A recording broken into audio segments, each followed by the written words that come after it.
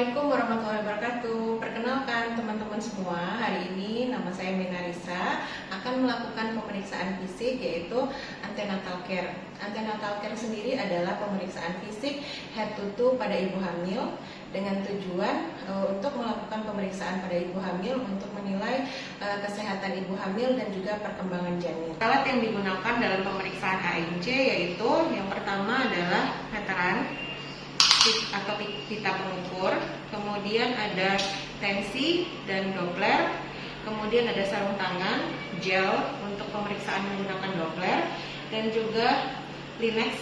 Tapi sepertinya kita akan menggunakan Doppler untuk menilai detak jantung janin. Kemudian yang terakhir adalah selimut untuk menjaga privasi klien.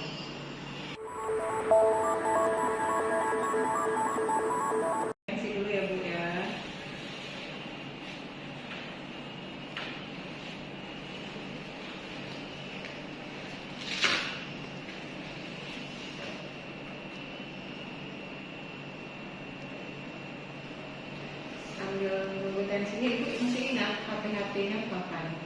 10 Januari 2021. Oke, berarti kalau dihitung dari bulan Januari pertengahan sampai dengan sekarang itu sekitar masuk di bulan ke-9 ya Bu, atau minggu ke-40 atau 39 atau 40 minggu ya.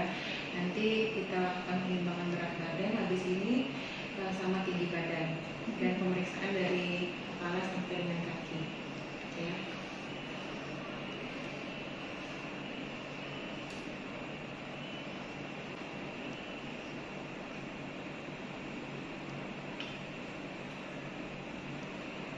Tensinya bagus ya Bu ya, dipertahankan aja sampai lahiran. Oke, kita bisa ke timbangan Bu.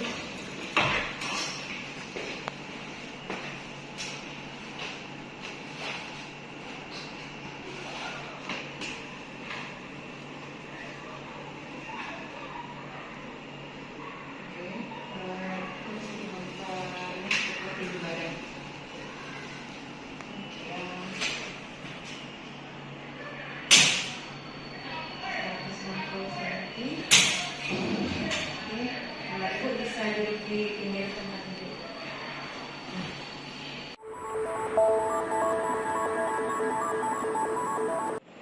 Oke, pemeriksaan selanjutnya yang akan dilakukan pada ibu bisa dilakukan secara berbaring atau ibu juga duduk. Untuk kondisi seperti ini masih bisa dilakukan. Untuk pemeriksaan pertama, pemeriksaan rambut, jika memungkinkan ibunya untuk itu melihat rambutnya apakah rontok atau tidak. Untuk yang normalnya rontoknya tidak lebih dari sekitar 20 helai per hari.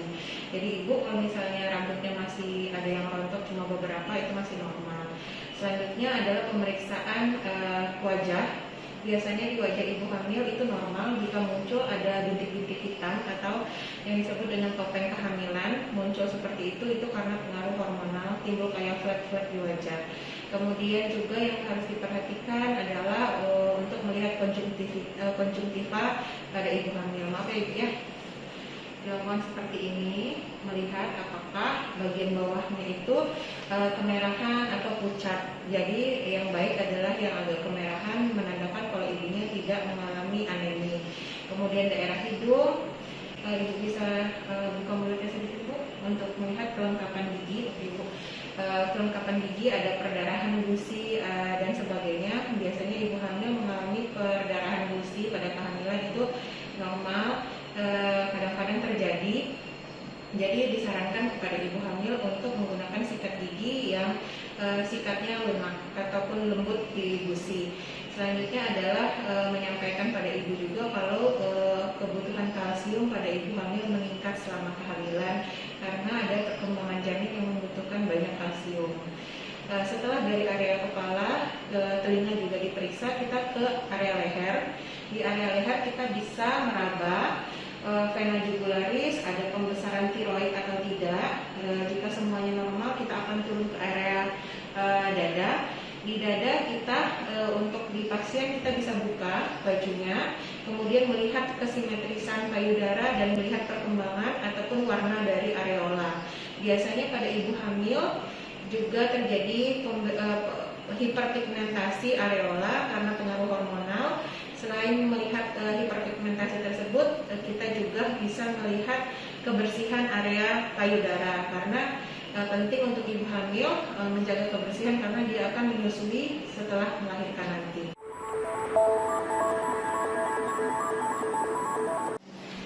Baik, kita lakukan selanjutnya adalah pemeriksaan pada area abdomen. Sebelumnya meminta pasien untuk melepas pakaian bagian atas bajunya, diangkat menutupi cuma bagian payudara saja, kemudian membuka bagian abdomennya sambil menjaga privasi klien dengan cara meletakkan selimut pas di bawah simpisis.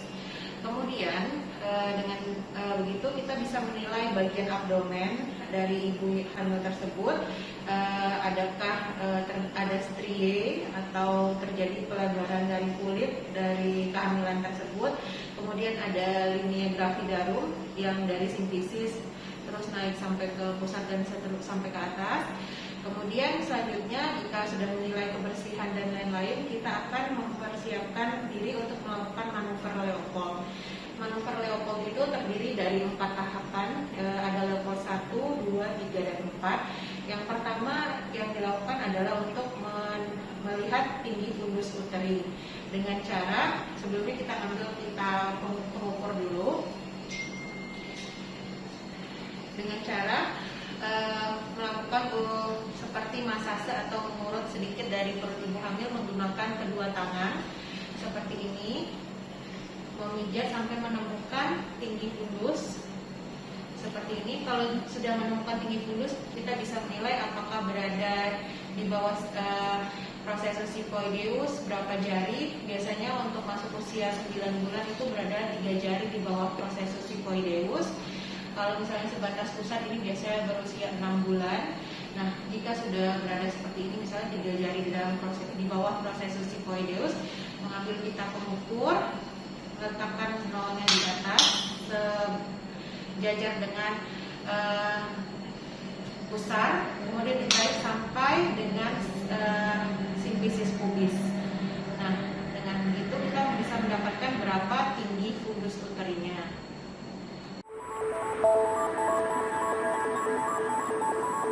Untuk melakukan Leopold pertama, tujuan melakukan Leopold pertama adalah untuk menentukan tinggi fundus uteri dengan cara melakukan masase atau mengurut sedikit tapi tidak menekan terlalu banyak kepada perut ibu hamil. Dengan cara seperti ini, mengumpulkan tinggi fundusnya sampai dengan ke atas. Jika sudah teraba batas tinggi fundusnya, biasanya ibu hamil yang 9 bulan itu berada di 3 jari di bawah prosesus sifoideus. Kemudian menggunakan pita pengukur, mengukur tinggi fundus, tapi sebelumnya kita dapat meraba apa yang berada di fundus uteri. Jika teraba lunak, tidak melenting, biasanya itu adalah bokong. Jika teraba melenting, keras, berarti itu bisa dikatakan itu adalah teraba kepala. Selanjutnya menggunakan pita pengukur, menarik garis lurus dari atas fundus, kemudian juga ke pusar dan di atas simpisis pubis untuk melihat berapa tinggi fundus uterinya. Baik, setelah itu kita akan masuk ke Leopold kedua dengan cara yang sama, pemeriksa menghadap ke arah ibu menggunakan dua tangan kita, meraba kiri dan kanan abdomen ibu dengan cara seperti ini. Tujuan dari Leopold kedua ini adalah untuk melihat apakah yang berada di abdomen ibu di kiri dan kanan dan melihat di manakah punggung janin. Nah, seperti ini diraba. Jika teraba membentang lebar, melengkung, itu biasanya adalah punggung janin. Kemudian jika teraba ada bagian-bagian kecil, maka kemungkinan itu adalah bagian ekstremitas atau bagian kecil-kecil janin.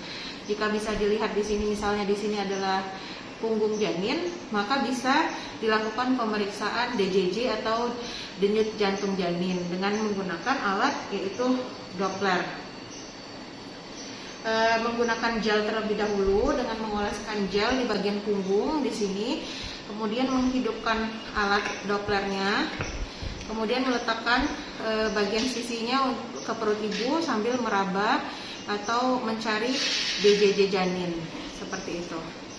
Setelah itu masuk ke Leopold ketiga. Leopold ketiga adalah melihat bagian simfisis, melihat apakah yang berada di bagian bawah perut ibu. Jika teraba kebalikannya, jika di sini teraba lunak, biasanya di bawah itu adalah kepala janin. Dengan melihat apakah dia teraba melenting keras, maka itu asumsi kita adalah kepala janin yang terletak di bawah. Kemudian di Leopold keempat, apabila untuk melihat di Leopold ketiga juga kita bisa melihat apakah janin sudah masuk ke PAP, pintu atas panggul. Apabila digoyang begini, kepala janin yang kita raba bagian bawah itu masih bisa digoyang, berarti belum masuk PAP, maka pemeriksaan Leopold keempat bisa tidak dilakukan. Apabila tidak bisa digoyang seperti ini lagi, berarti ada bagian janin yang sudah masuk PAP. Maka itu kita akan melanjutkan ke pemeriksaan Leopold keempat. Nah, untuk Leopold keempat sendiri, pemeriksa menghadap ke arah kaki ibu dan kaki diluruskan. Kemudian untuk melihat Leopold 4 itu dengan jari kita seperti ini. Apabila jari tidak bisa lagi dikerucutkan, maka kemungkinan besar adalah sebagian besar janin sudah masuk ke PAP. Apabila janin jari kita masih bisa seperti ini, kemungkinan itu adalah setengah dari bagian kepala janin masuk ke dalam PAP.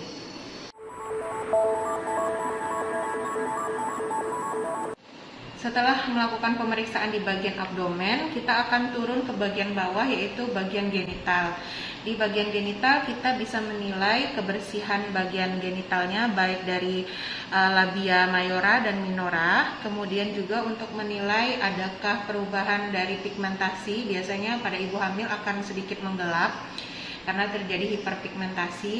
Selanjutnya menilai apakah ada keputihan yang sifatnya abnormal, berbau seperti keputihan pada umumnya, atau sedikit berbau yang abnormal seperti warna susu. Warnanya juga dinilai, ada warna yang putih susu dan berbau amis, itu kita nilai dari bagian genital.